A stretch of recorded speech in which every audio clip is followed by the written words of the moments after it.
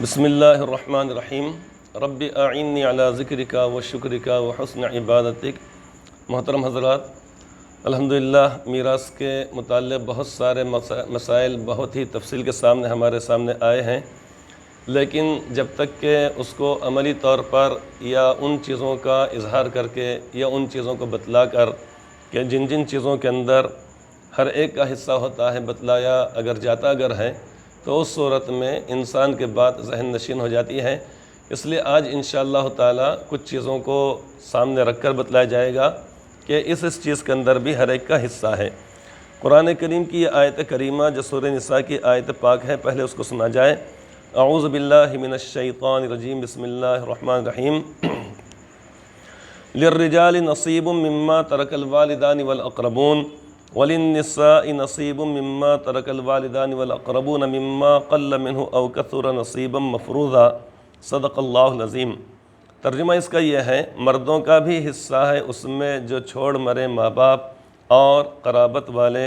اور عورتوں کا بھی حصہ ہے اس میں جو چھوڑ مرے ماں باپ اور قرابت والے، تھوڑا ہو یا بہت ہو حصہ مقرر کیا ہوا ہے۔ اس ایک آیت پاک میں اللہ تبارک و تعالیٰ نے بہت ساری باتیں ارشاد فرمائی ہیں۔ سب سے پہلی بات یہ ہے کہ جب یہ آیت کریمہ نازل ہوئی تو اس کے بعد دوسری آیت پاک وراثت نازل ہوئی، جس میں حصوں کی تفصیلات ہیں، اور اس صورت کا دوسرا رکوع ان تفصیلات پر مشتمل ہے۔ اللہ کے نبی صلی اللہ علیہ وسلم نے احکام قرآنی کے مطابق کل ترکے کا 8واں حصہ بیوی کو دے کر باقی سب مال مرحوم کے لڑکے اور لڑکیوں کو اس طرح تقسیم فرما دیا کہ اس کا آدھا لڑکے کو اور آدھے میں دونوں لڑکیاں برابر کی شریک رہیں، اور چچا زاد بھائی بمقابلے اولاد کے چونکہ اقرب نہ تھے اس لیے ان کو محروم کیا گیا، چونکہ ایک واقعہ پیش آیا تھا اس زمانے میں ایک صحابی رسول کے ساتھ، تو اس لیے یہاں پر اس کو بتلایا گیا۔ اب اس کے بعد جو بات کی جانب اشارہ کیا جا رہا ہے وہ یہ ہے کہ چاہے وہ مال تھوڑا ہو یا زیادہ ہو، اس کو آج انشاءاللہ تعالی بہت وضاحت کے ساتھ بتلایا جائے گا۔ چونکہ عام طور پہ ذہنوں کے اندر لوگوں کی بات یہ آتی ہے کہ صرف یعنی روپیہ پیسہ اور سونا چاندی، مکان دکان پلاٹ یا کھیت، حالانکہ ہر چیز کے اندر گھر کے اندر اگر کوئی معمولی چیز بھی اگر ہے اس میں بھی، اور بڑی سے بڑی چیز بھی۔ حضرت مفتی محمد شفیع صاحب علیہ الرحمٰن نے اس کی وضاحت فرمائی ہے۔ ترجمہ اس کے یعنی یہ جو عنوان ہے وہ یہ ہے کہ مرنے والے شخص کی ملکیت میں جو کچھ ہو سب میں وراثت کا حصہ ہے، یعنی وارث نے جو کچھ، چونکہ قرآن کریم فرمایا کہ مما فرمایا، لفظ مما کے معنی ہے جو کچھ۔ اس آیت پاک میں پہلی بات مما قل منہ او کثر فرما کر ایک دوسری جاہلانہ رسم کی اصلاح فرمائی گئی، چونکہ ایام جاہلیت میں لوگ یہ کرتے تھے کہ کچھ چیزوں کو تقسیم کرتے کچھ کو نہیں کرتے۔ وہ یہ کہ بعض قوموں میں بعض بعض اقسام مال کو بعض خاص وارثوں کے لیے مخصوص کر لیا جاتا تھا، یعنی ایام جاہلیت میں مثلا گھوڑا اور تلوار وغیرہ اسلحہ یہ سب صرف نوجوانوں مردوں کا حق تھا، دوسرے وارثوں کو ان سے محروم کر دیا جاتا تھا۔ قرآن کریم کی ہدایت نے بتلا دیا کہ میت کی ملکیت میں جو چیز بھی تھی چاہے بڑی ہو یا چھوٹی، اس کو ہم اور سنیں کہ مرنے والے شخص کی ملکیت میں جو بھی چیز ہو اس کی ملکیت کا مطلب چاہے اس نے اس کو خریدا ہو یا اس کو اپنے طور پر وراثت میں کوئی چیز ملی ہو یا ہدیتاً ملی ہو، بہرحال جائز طریقے جو اس نے حاصل کیا ہے اس کی ملکیت کہلائے گی۔ تو اس ہدایت نے بتلا دیا کہ میت کی ملکیت میں یعنی مرنے والے شخص کی ملکیت میں جو چیز بھی تھی خواہ بڑی ہو یا چھوٹی، ہر چیز میں ہر وارث کا حق ہے۔ بہت غور سننے کی بات ہے کہ ہر چیز میں ہر وارث کا حق ہے، چاہے وہ چیز تھوڑی ہو یا زیادہ ہو۔ کسی وارث کو کوئی خاص چیز بغیر تقسیم کے خود رکھ لینا جائز نہیں۔ اس کو مثال کے طور پہ یوں سمجھ سکتے ہیں کہ مرنے والے شخص کی ملکیت میں اگر ایک پین اگر ہے تو اس کو بھی بغیر دوسروں کی اجازت کے لینے کی قطعی طور پہ اجازت ہرگز نہیں ہے۔ دوسری بات، میراث کے مقررہ حصے اللہ تعالیٰ کی جانب سے طے شدہ ہیں، یعنی جتنے جو یہ حصے ہیں، مرنے والے شخص کے والد والدہ کا حصہ، مرنے والے شخص کی بیوی کا حصہ، مرنے والے شخص کے بیٹوں اور بیٹیوں کا حصہ، یا اولاد نہ ہونے کی صورت میں بھائی اور بہنوں کا حصہ، یہ من جانب اللہ ہے، اس کے اندر کسی کو بھی مداخلت کرنے کی اجازت نہیں دی گئی۔ آخر آیت پاک میں فرمایا کہ نصیبا مفروضہ، اس سے یہ بھی بتلا دیا گیا کہ مختلف وارثوں کے جو مختلف حصے قرآن کریم نے مقرر فرمائے ہیں یہ اللہ تعالیٰ کی جانب سے مقرر کیے ہوئے ہیں۔ ان میں کسی کو اپنی رائے اور قیاس سے کمی بیشی یا تغیر اور تبدل کا کوئی حق نہیں ہے، یعنی کسی کو بھی اجازت نہیں ہے کہ تبدیلی کرے، نہ خاندان کے بڑے بزرگ، نہ شہر کے علماء مفتیان کرام، یا اسی طریقے سے پنچ وغیرہ بٹھا کر کسی کو اس میں حق نہیں ہے تبدیلی کرنے کا۔ دوسری بات، وراثت ایک جبری ملک ہے، اس میں مالک ہونے کی رضامندی شرط نہیں۔ کیا مطلب ہو گیا کہ اللہ تبارک و تعالیٰ مرنے والے شخص کے انتقال کے بعد اللہ تعالیٰ اپنے فضل و کرم سے، اپنے حکم سے اللہ تعالیٰ اس کے وارثوں کو، متعلقین کو اللہ تبارک و تعالیٰ وارث اور مالک بنا دیتے ہیں۔ لہٰذا کوئی شخص یہ کہے کہ میں نہیں لیتا، یعنی کوئی شخص یہ کہے کہ میں مالک نہیں بنا، یا کوئی شخص یہ کہے کہ میں کسی کو مالک نہیں بناتا ہوں، تو سراسر غلط بات ہے۔ اسی لفظ مفروضہ سے ایک اور مسئلہ یہ بھی معلوم ہوا کہ وراثت کے ذریعے جو ملکیت وارثوں کی طرف منتقل ہوتی ہے، یعنی انتقال جب کسی شخص کا ہو گیا، تب اس کے بعد چاہے ایک معمولی سے اس کی تسبیح کیوں نہ ہو،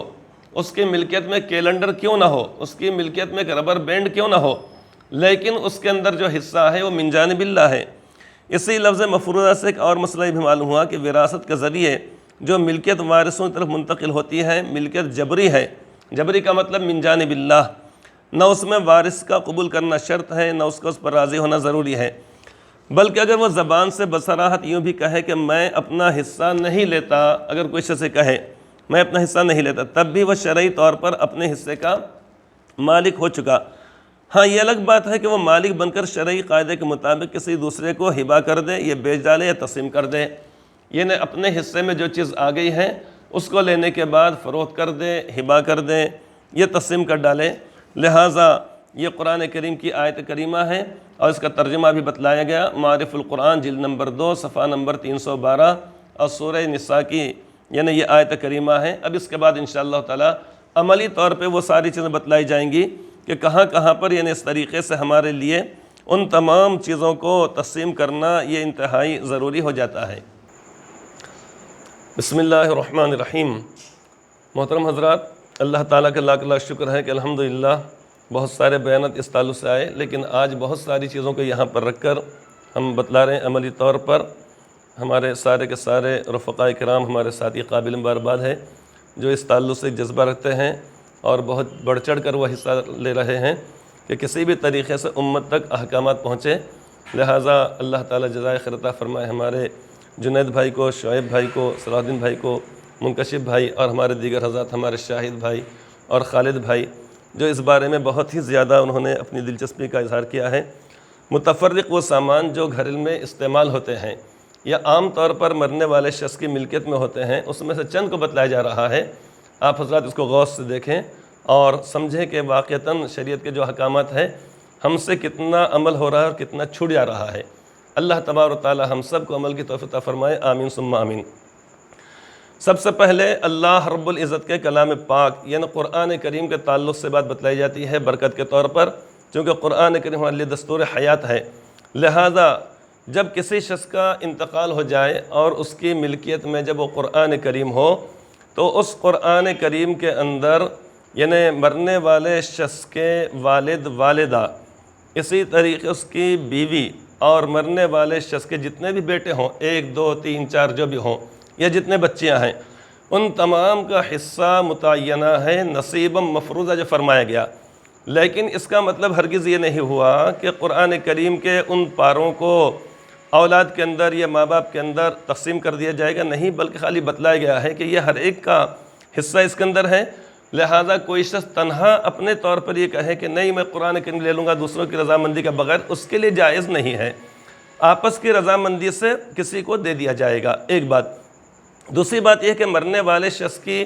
ملکیت میں جو کتابیں ہیں، عام طور پر کتابیں ہوتی ہیں، چاہے وہ کتابیں دینی کتابیں ہوں، چاہے دنیاوی کتابیں ہوں، جو بھی کتابیں ہوں، یہاں پر کتابیں یہاں پر موجود ہیں، رکھی ہوئی ہیں۔ لہٰذا اس میں بھی ہر ایک کا حصہ ہے۔ 1/8 حصہ کتابوں کے اندر مرنے والے شخص کی بیوی کا ہے،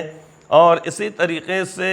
والد والدہ کا چھٹا حصہ ہے، اور مرنے والے شخص کے بچوں اور بچوں کا دگنا حصہ بچوں کا، 1/4 حصہ بچوں کا ہے۔ لیکن تقسیم آپس کی رضامندی سے کر لی جائے گی۔ ان کتابوں کو یا اسی طریقے سے ان چیزوں کو پھاڑا ہرگز نہیں جائے گا، بلکہ کسی کو کوئی کتاب دے دی جائے گی، کسی کو یہ کتاب، کسی کو وہ کتاب، کسی کو وہ کاپی، ایسے دے دی جائے گی۔ ایسے ہی عمومی طور پہ گھروں کے اندر کیلنڈر ہوتا ہے، ایک ہو، دو ہو، تین ہو، چار ہو، اس کے اندر بھی گھر کے تمام افراد کا جو وارثین ہیں ان تمام کا حصہ ہے۔ اسی طریقے سے ذکر و اذکار کے لیے انسان کے پاس اس کے جیب میں، اس کی ملکیت میں تسبیح ہوتی ہے، لہٰذا اس تسبیح کے دانوں کے اندر، یہ تسبیح کے اندر تمام کا حصہ ہے، یعنی مرحوم کی بیوی کا، والدین کا، بچوں کا اور بچیوں کا۔ ایسے ہی کسی انسان کے پاس یا ہر ایک انسان کے پاس تقریباً یعنی ٹوپی ہوتی ہے، ٹوپی دیکھنے میں ایک ٹوپی دکھائی دے رہی ہے، اس کو بیچیں گے تو 2 روپے بھی نہیں آئیں گے، لیکن شرعی اعتبار سے کسی کے لیے حق نہیں پہنچتا کہ اس کو اپنے طور پر رکھ لیں دوسروں کی رضامندی کے بغیر۔ عام طور پر گھروں کے اندر قرآن کریم ہوتا ہے، اسی طریقے سے جانماز ہوتی ہے، 1 2 3 4 جانمازیں ہوتی ہیں، لہٰذا اس جانماز کے اندر بھی ان تمام افراد کا حصہ ہے جس کو ابھی بتلایا گیا۔ اب یہ تو ہو گیا قرآن کریم، حدیث پاک، یا دینی دنیاوی کتابیں، کیلنڈر، جانماز، اور اسی طریقے سے تسبیح اور ٹوپی وغیرہ۔ ایک منٹ، اب قرآن کریم اٹھا لیجیے، ہو گئی وہ۔ اب یہ تو ساری چیزوں متعلق تھی کہ جو انسان کو عبادت کے لیے، بندگی کے لیے جو چیز لگتی ہے، جانماز، تسبیح، مصلی وغیرہ۔ اب اس کے علاوہ گھر کے اندر جو مال و متاع ہوتا ہے، ضروریات کی چیزیں، انہی میں سے مثال کے طور پر یہ فریج ہے، دیکھ رہے ہیں آپ حضرات۔ اب یہ فریج کے اندر بھی وارثین کا، تمام وارثین کا حق ہے،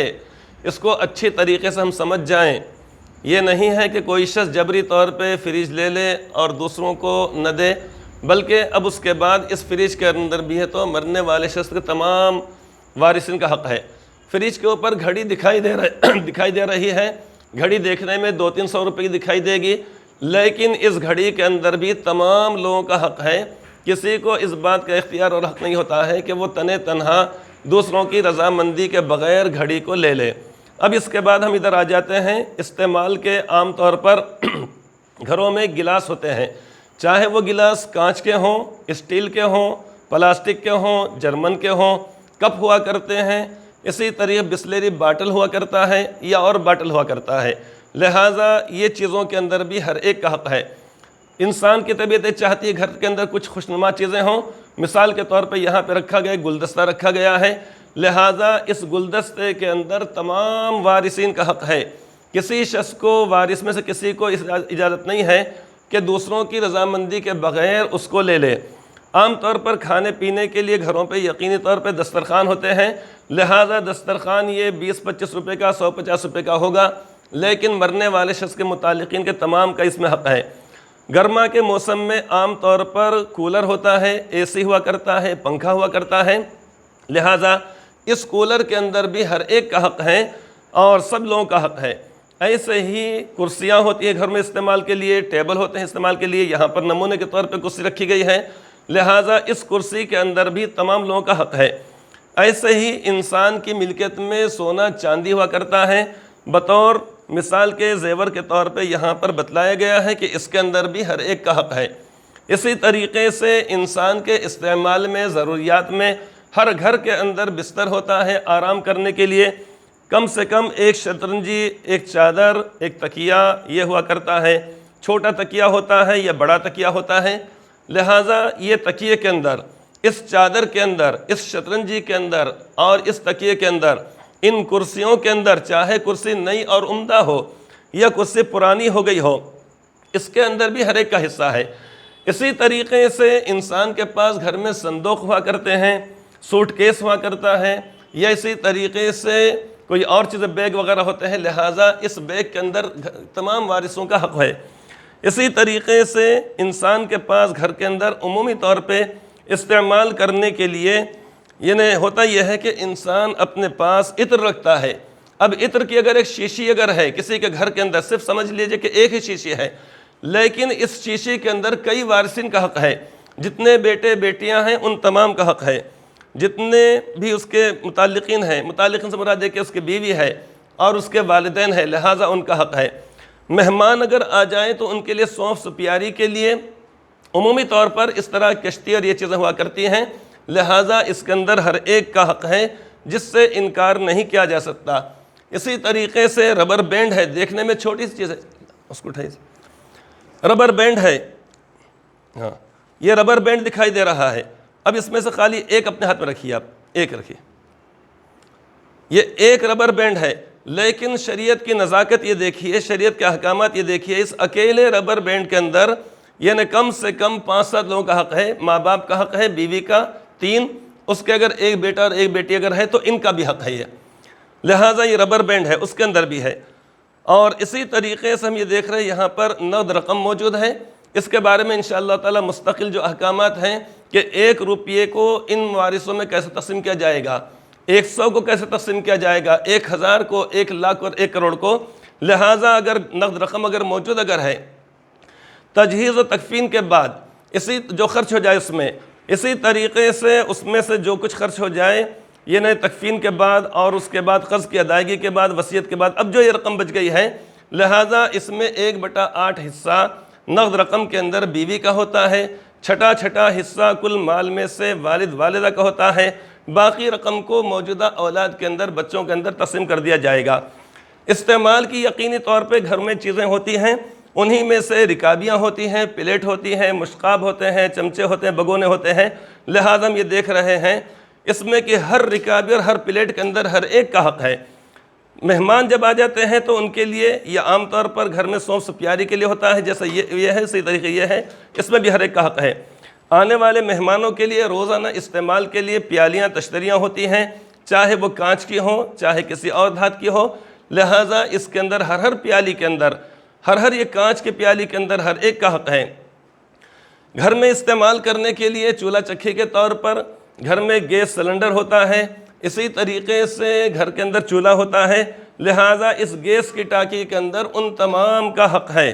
ایسے ہی عام طور پر ہوتا یہ ہے کہ گھر کے اندر مکسر کی ضرورت پڑتی ہے مسالہ پیسنے کے لیے، لہٰذا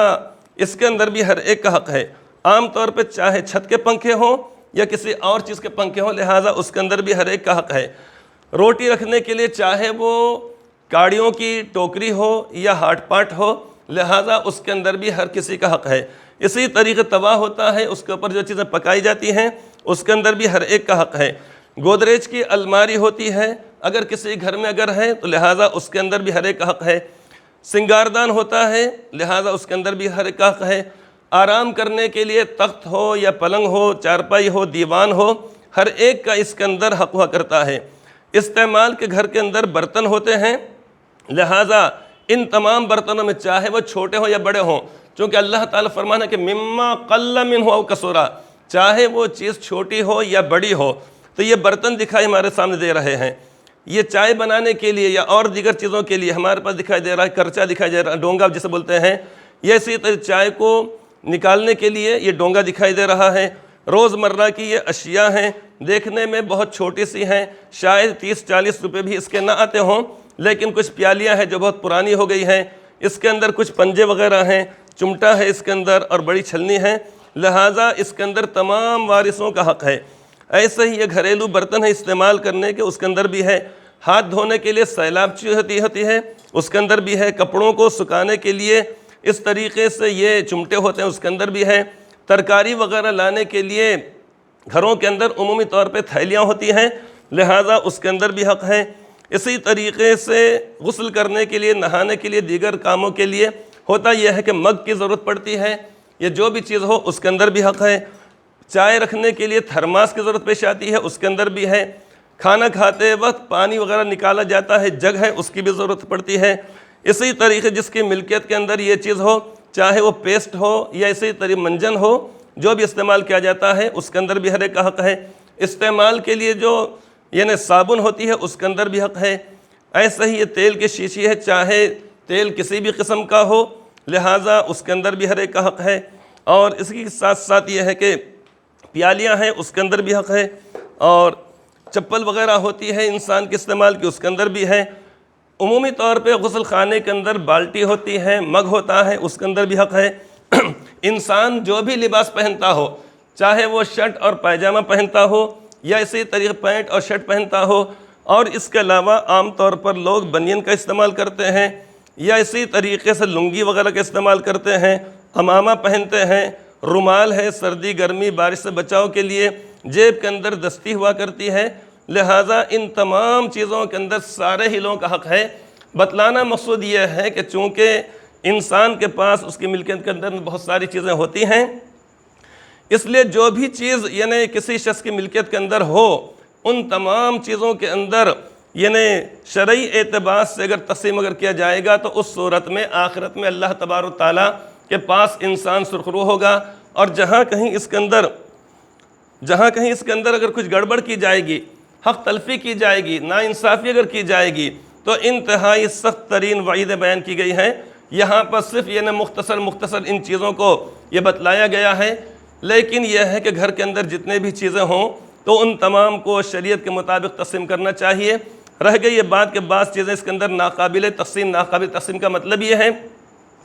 کہ اس کو تقسیم کرنے بیٹھیں تو ٹوٹ پھٹ جائے گی۔ مثال کے طور پر پیالیاں ہیں، ان کو ٹوٹ پھٹ جائے گی۔ گھڑی کو ایسا نہیں کر سکتے ہیں کسی کو ڈائل دے دیں گے، کسی کو کیس دے دیں گے، کسی کو سیکنڈ کا کاٹا، منٹ کا کاٹا دے دیا جائے گا، نہیں، بلکہ ایک کو دے دی جائے گی گھڑی۔ اسی کے مناسبت سے اور مماثلت کے اعتبار سے کسی کو پیالیوں کا سیٹ دے دیا جائے گا، کسی کو رکابیاں دے دی جائیں گی، کسی کو استری دے دی جائے گی، کسی کو یعنی پنکھا دیا جائے گا، اور کسی کو کوکر دیا جائے گا، کسی کو کولر دیا جائے گا، کسی کو کچھ دیا جائے گا، کسی کو کچھ دیا جائے گا۔ بتلانا مقصود یہ ہے کہ وہ تمام چیزیں ہیں جو عام طور پر لوگوں کا یا تو ذہن نہیں جاتا ہے، یا یہ سمجھتے ہیں کہ بھئی یہ بھی کوئی چیز تقسیم کرنے کی ہے، اور تقسیم کرنا تو آخر کس طریقے تقسیم کرنا چاہیے، یہ بات ذہن میں آتی ہے۔ اس لیے بہتر یہ سمجھا گیا کہ جہاں پر احکامات بتلائے جائیں، میراث کے مسائل بتلائے جائیں، لیکن ان تمام چیزوں کو رکھ کر بتلائے جائے تاکہ یہ سمجھ میں آ جائے کہ واقعتاً